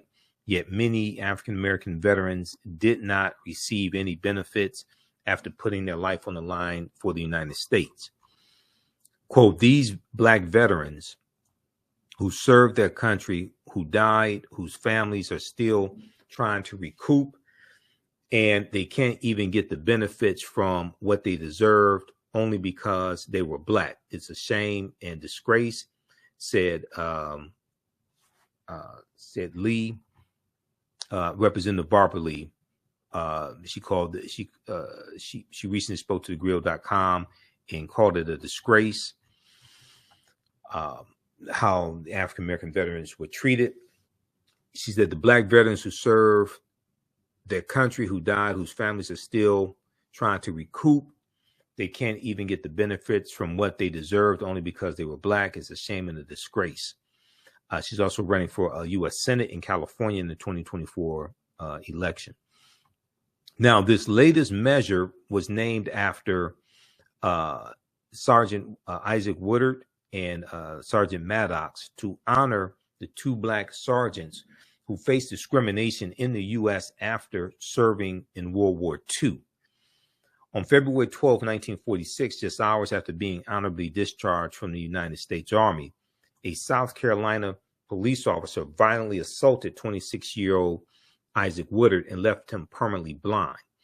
President Harry Truman was so horrified by the ordeal that on June 26, 1948, he issued an executive order to desegregate the armed forces, Time magazine reported.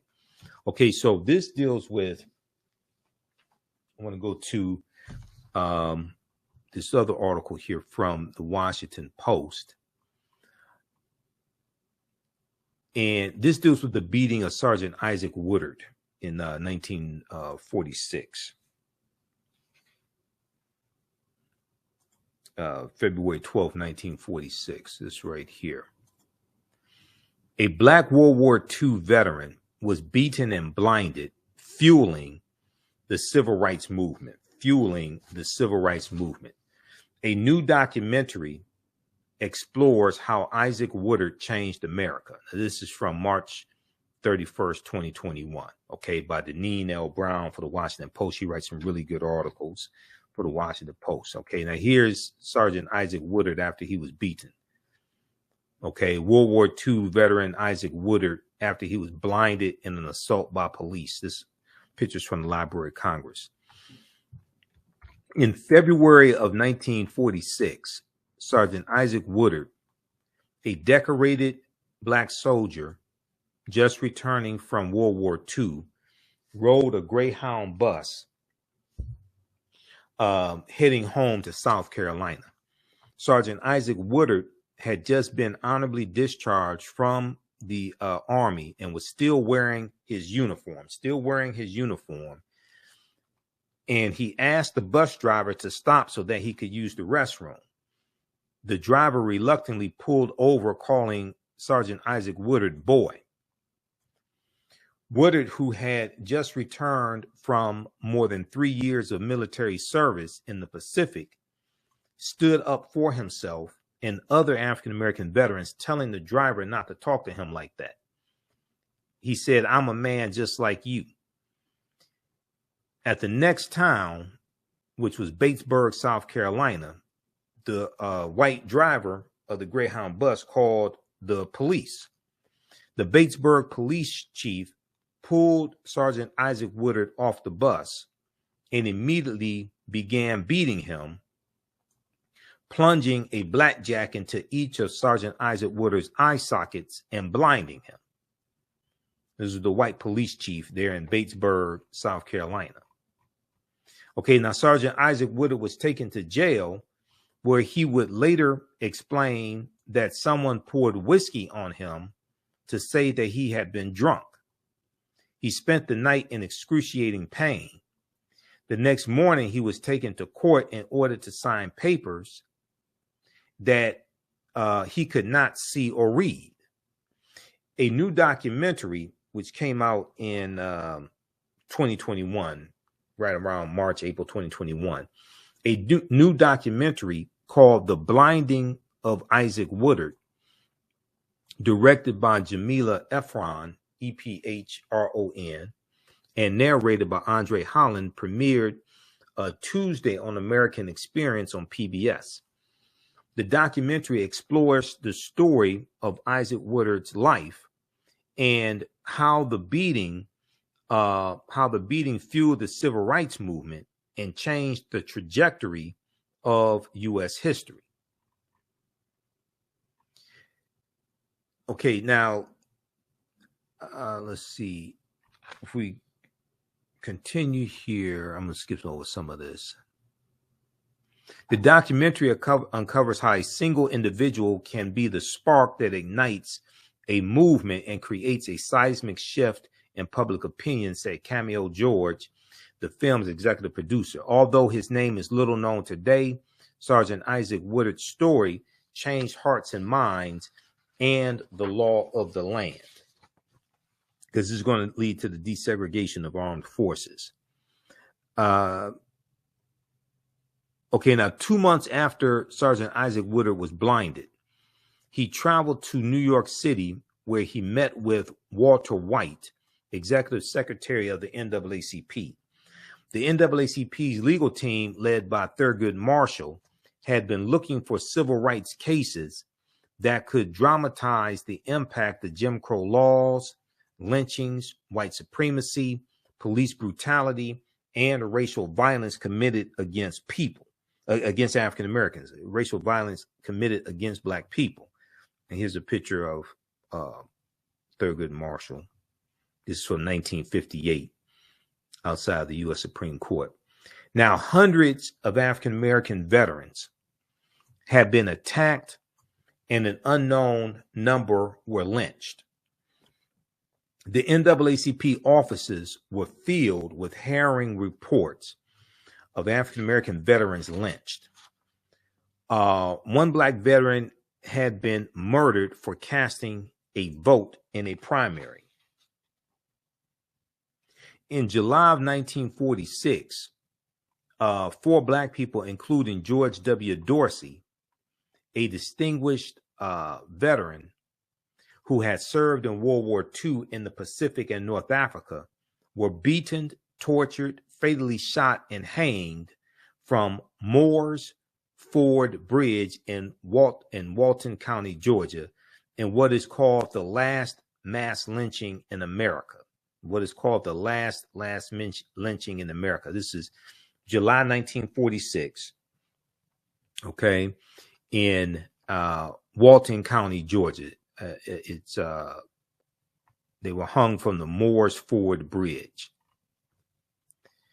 Jamila Efron, the film's director, okay, of the blinding of Isaac Woodard, she says so many people did not survive their encounters with police officers. Here, someone had survived. Isaac Woodard's face bore the evidence of the crime committed against him, end quote, she said. Now, unlike so many other African-American veterans who have been lynched, Isaac Woodard lived to tell his story. The NAACP was able to use Isaac Woodard to galvanize people, Jamila Efron said. Isaac Woodard traveled the country on a speaking tour. A benefit concert headlined by Billie Holiday, Woody Guthrie, and Duke Ellington was organized to raise money for Isaac Woodard. Heavyweight champion Joe Louis co-chaired the concert. Now, Sergeant Isaac Woodard took the stage speaking in a low voice. The audience of more than 20,000 people fell silent. He said, I spent 3.5 years in service. I spent 3.5 years in service of my country and thought I would be treated as a man when I returned to my country. But that was a mistake, he said. Now, Sergeant Isaac Woodard's story resonated. More than 900,000 African-American men fought in World War II. It's about 1.2 million fought in World War II. Most of them returned home to the South carrying themselves with dignity of having fought for their country, hoping they would be treated with respect. Instead, many were attacked simply for wearing their uniforms.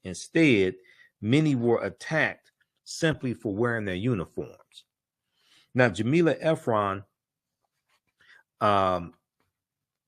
said, quote, it coalesced with a moment when yet again Black men had gone off to fight for human rights to come home and have those rights denied to them. It reached a tipping point amongst Black veterans and Black communities that enough was enough. Now, the NAACP asked actor Orson Welles to use his weekly radio show to highlight the brutal attack on Isaac Woodard. Week after week, Orson Welles pounded at the question, who was the officer who beat and blinded Woodard? Orson Welles asked for help in identifying the town where Isaac Woodard was beaten and the name of the officer. Quote unquote, Officer X, Orson Welles announced, I'm talking to you. You are going to be uncovered.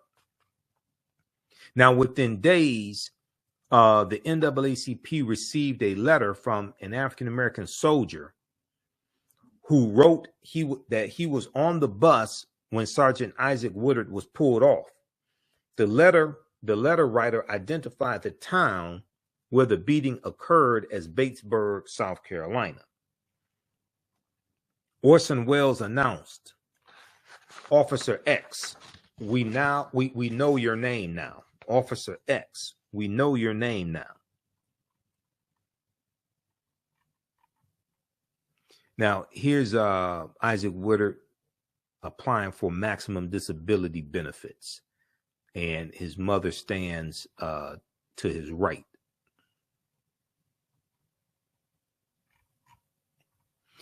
So on September 19th, 1946,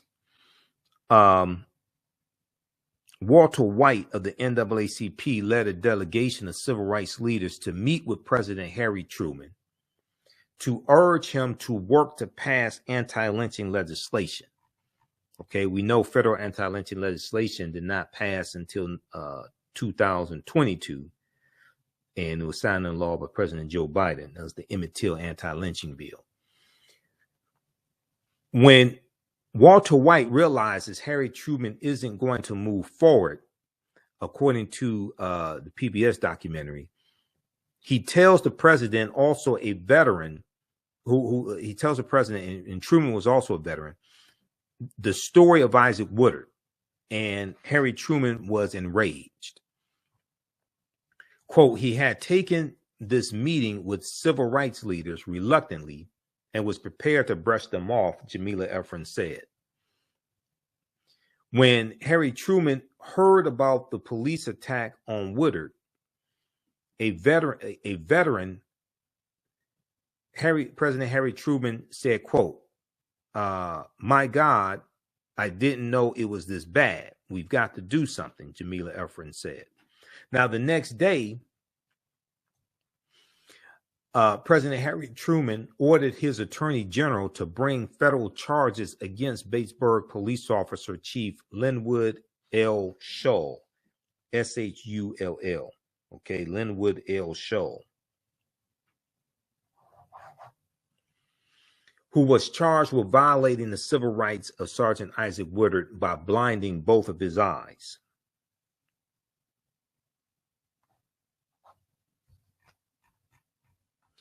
Now, a month later, on November 5th, 1946,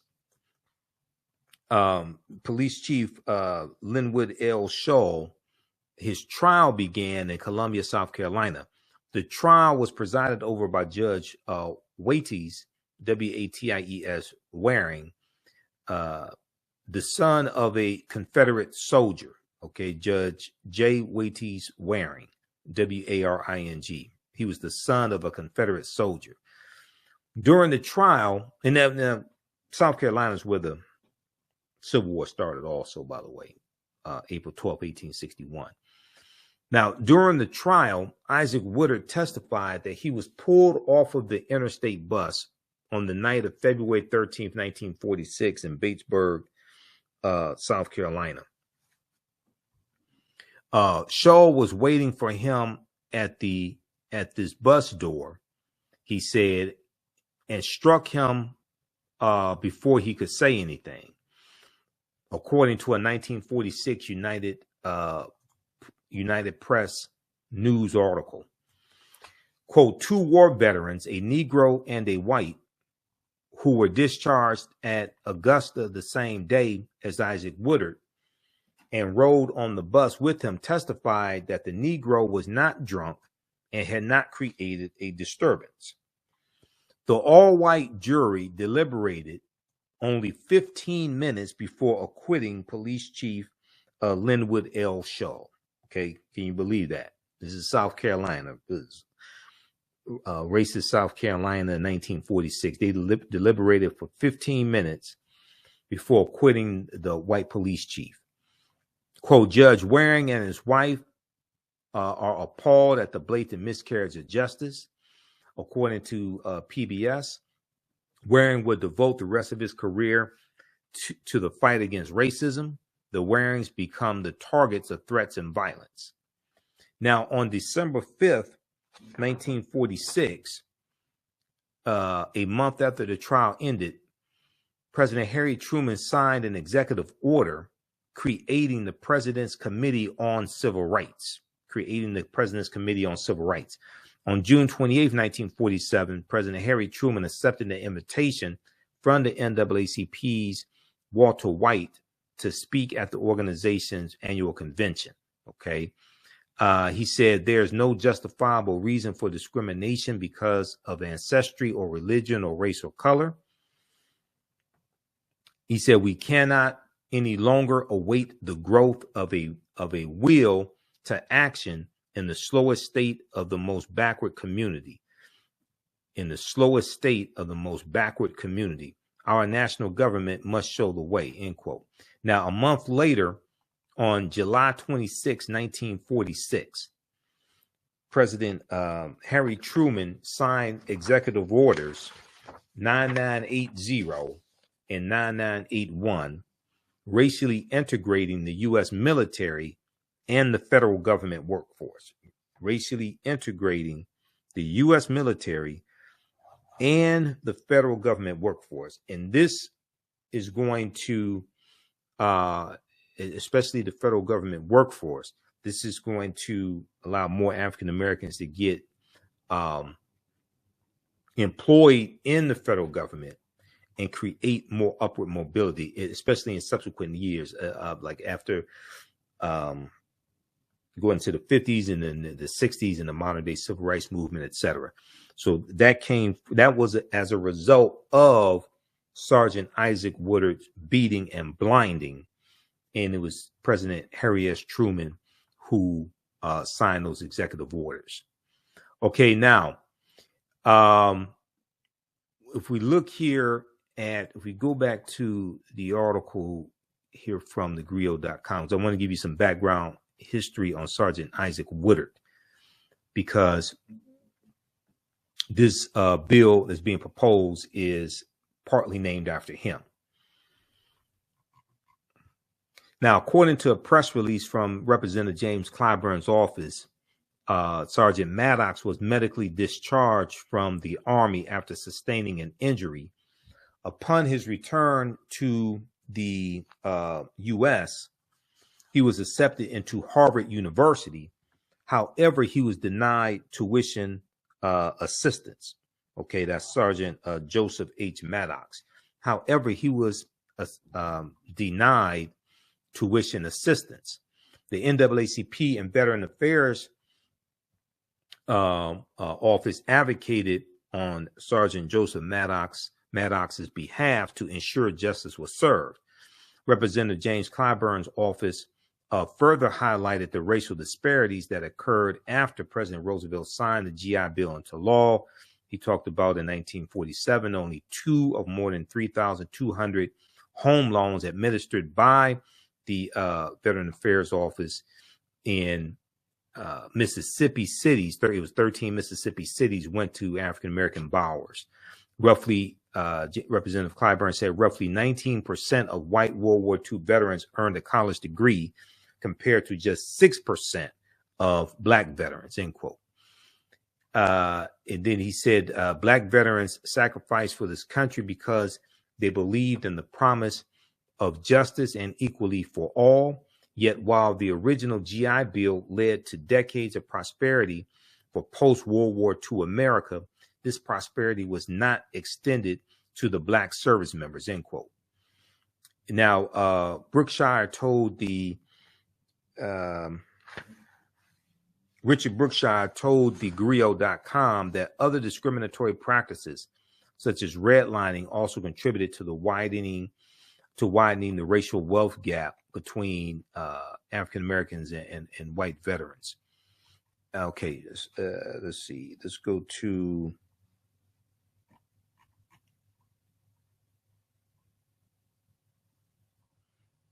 And now for the GI Bill Restoration Act to move forward, it must be passed in the House of Representatives, and then it has to be passed in the Senate before it can be signed into law.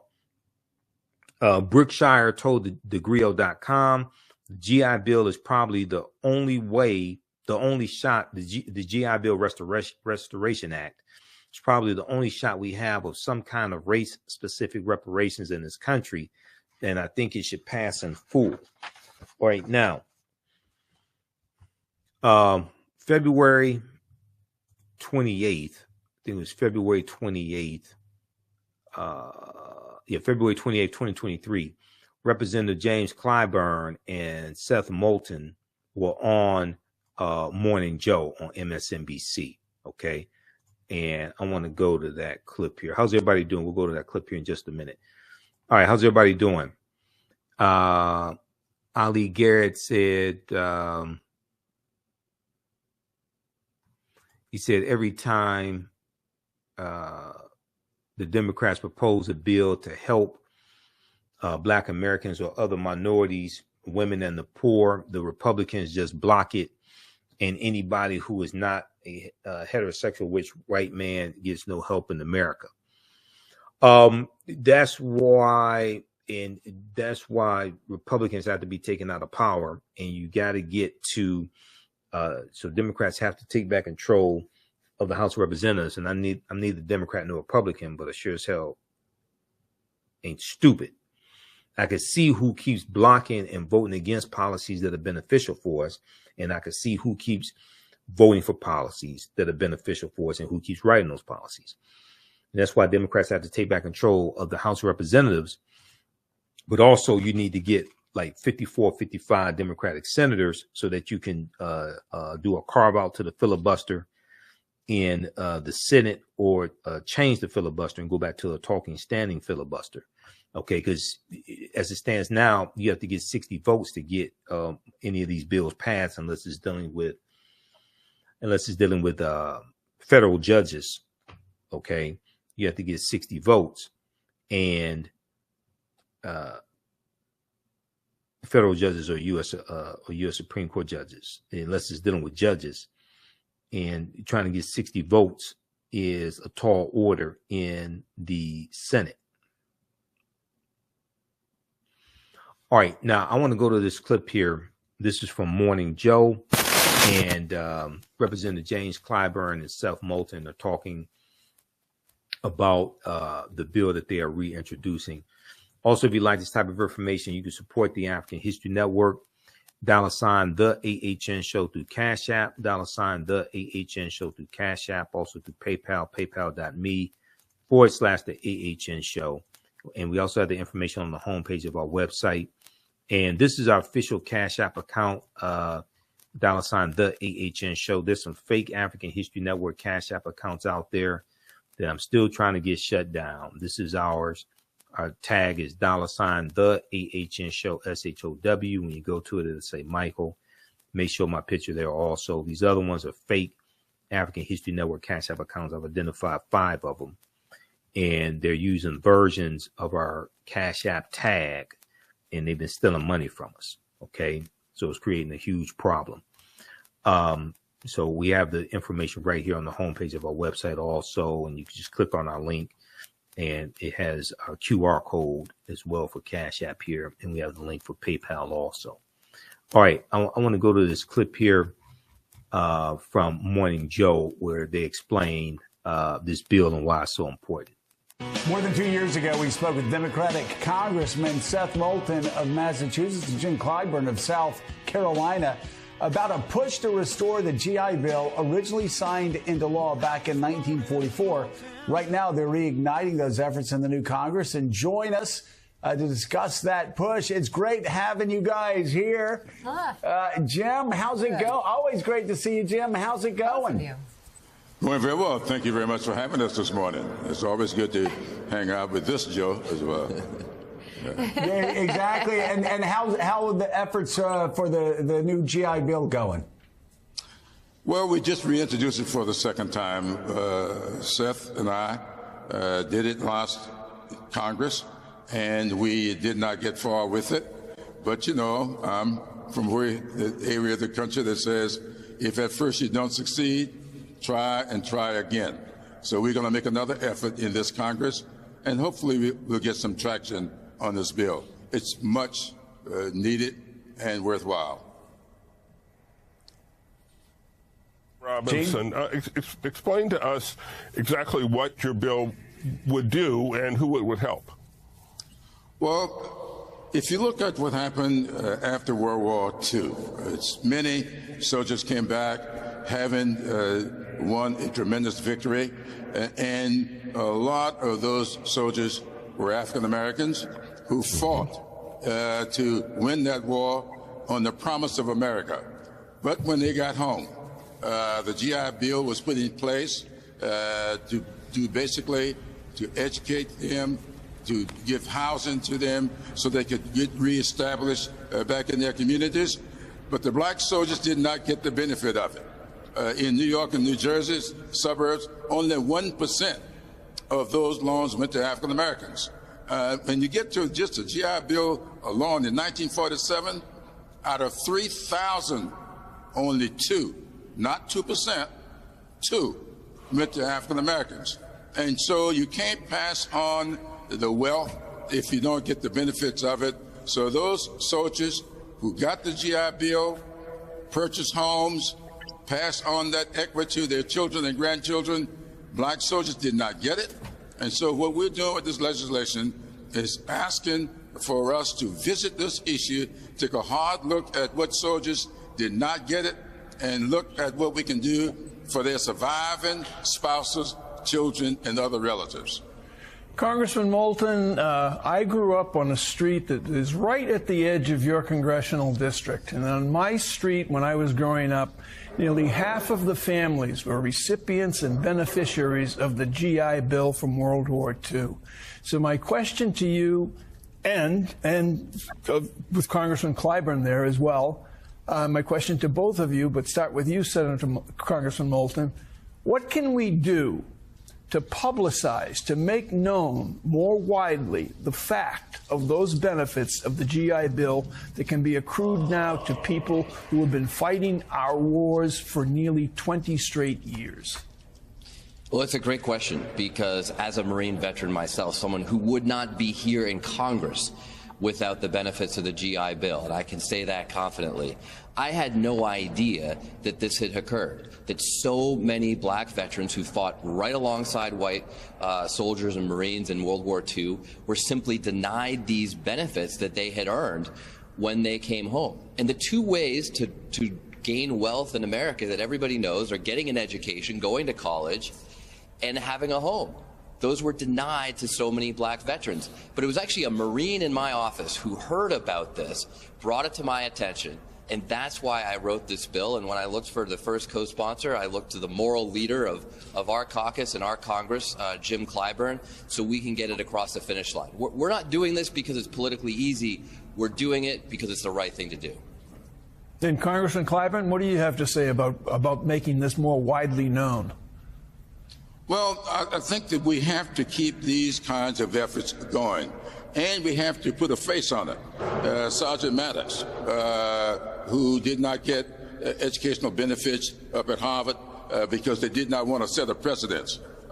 Sergeant Woodard down in South Carolina, who had his eyes punched out by a deputy sheriff and was blinded for the rest of his life in his uniform, coming home from World War II. We've named this legislation after these two sergeants, and we think that their children and their descendants, many of whom I've met and have interacted with, we can get this across the finish line if more people knew that this had occurred. Just think about the Tuskegee Airmen and the glory that we've given to them.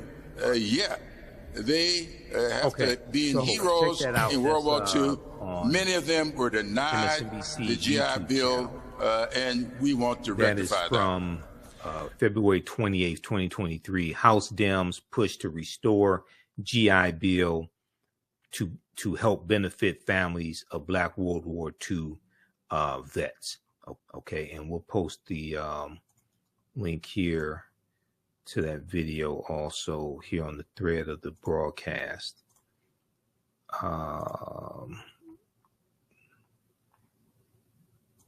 Okay, we'll post the link here, but that's at MSNBC's YouTube channel. That's from February 28th, 2023. Okay, lastly, there was a good article from,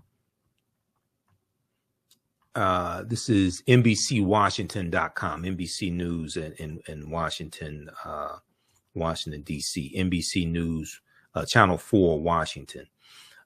Benefits denied, older Black veterans battled for GI education and housing compensation, disability payments. Benefits denied. Older Black veterans battle for GI education and housing compensation, disability payments. Okay, so they go through, and they also talk about Lawrence Brooks. This article came out February 25th, 2023, and they talked about Lawrence Brooks, who turned 110 years old, and he was the oldest World War II veteran. He's African-American veteran. And they talk about the discrepancies in the GI Bill and the GI Bill Restoration Act introduced by Seth Moulton and Representative James Clyburn. Another of his sponsors, one approach, the GI Bill Restoration Act would award those lost benefits to the descendants of Black veterans. It was introduced in Congress in 2021, but with the price tag of $70 billion, as estimated by one of his sponsors, a Democratic Representative Seth Moulton of Massachusetts, it faltered. Another of his sponsors, James Clyburn of South Carolina, has vowed to reintroduce it to honor veterans who fought for America, for American freedoms, but he doubts the bill will pass in the newly Republican-controlled House of Representatives. In the meantime, Representative James Clyburn is supporting a compromise that might have a better chance of passing. It would make home loans available to descendants of all veterans, regardless of race, who did not receive them. It would make home loans available to descendants of all veterans, regardless of race, who did not receive them. And rather than education benefits paid by the federal government, it would provide no money down, low interest home loans backed by the Department of Veteran Affairs. Quote, these were the people who made sacrifices to guarantee these freedoms, James Clyburn said, and they ought to be treated fair. Okay, so read the rest of this article here. It's kind of a lengthy one from NBC Channel 4, Washington, NBCWashington.com. Benefits denied. Older Black veterans battle for GI education and housing compensation, disability payments. This is from February 25th, 2023. It was updated February 27th, 2023. All right. So check out that article from NBC Washington. Also, it's a rather lengthy article. If you like this type of information, if you like this type of history, be sure to register for the online history classes that I teach on Saturdays and Sundays. Okay. So Saturday, 2 p.m. to 4 p.m. Eastern Standard Time is Ancient Kemet, the Moors, and the Ma'afa. Understanding the transatlantic slave trade, what they didn't teach you in school. We deal with thousands of years of history and what leads up to the transatlantic slave trade taking place. I do a PowerPoint presentation. We have book references, articles, video clips. I'll share some excerpts of interviews I've done with various African-centered scholars like Professor Kabahaya Watha-Kamene and Renoko Rashidi, because I've interviewed a lot of these scholars over the years, 13 years I've been doing the African History Network show. So I have a huge archive of interviews that I've done. And then even after the course is over with, you still have access to the full class, and you can watch on demand as much as you want to. The class is on sale $80, regularly $130. So if, we definitely need your support. This helps to finance the African History Network. This helps us keep doing the research, stay on the air, pay some of the bills, etc. Because we're dealing with some financial challenges this week that I'm trying to actually in the next couple of days that I'm trying to get taken care of. So we definitely need your support. I posted the link here. Is at our website, TheAHNShow.com, but this is also the direct link on our Learn World platform where we house the classes. So it's on sale $80, regularly $130. There'll be 5 bonus lectures that you get from me also that will be in the video library, 5 of my lectures. And then on Sundays, 2 p.m. to 4 p.m. Eastern Standard Time, I teach Black resistance movements from the Haitian Revolution, Civil War, Civil Rights Movement, Black Power Movement. Okay, that's 2 p.m. to 4 p.m. Eastern Standard Time also. And we deal with history from 1800 through 1968. We start out with the Haitian Revolution and the Louisiana Purchase of 1803, because those two events are related, and they're going to lead to those are going to be some things that lead to the Civil War taking place also. So same price structure for that, same format in the class. Now we have a bundle pack where you can register for both classes for only $120. That's a $300 value. Okay. If you've taken any of my classes in the past, any of my online classes in the past, email me at TheAHNShow@TheAfricanHistoryNetwork.com. Email us at TheAHNShow@TheAfricanHistoryNetwork.com. And you'll get a 50% discount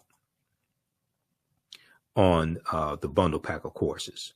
Okay, you get a 50% discount on the bundle pack of courses. Email us at AHNShow@TheAfricanHistoryNetwork.com. Now, also on Saturday, I'm doing a free lecture, a free online lecture at our online school dealing with great African women in history, the mothers of civilization. We know March is Women's History Month and Black Women's History Month.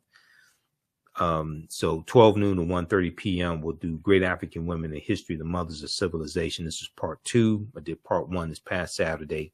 That's a free online lecture that you can register for also. We have the information around the homepage of our website, TheAfricanHistoryNetwork.com.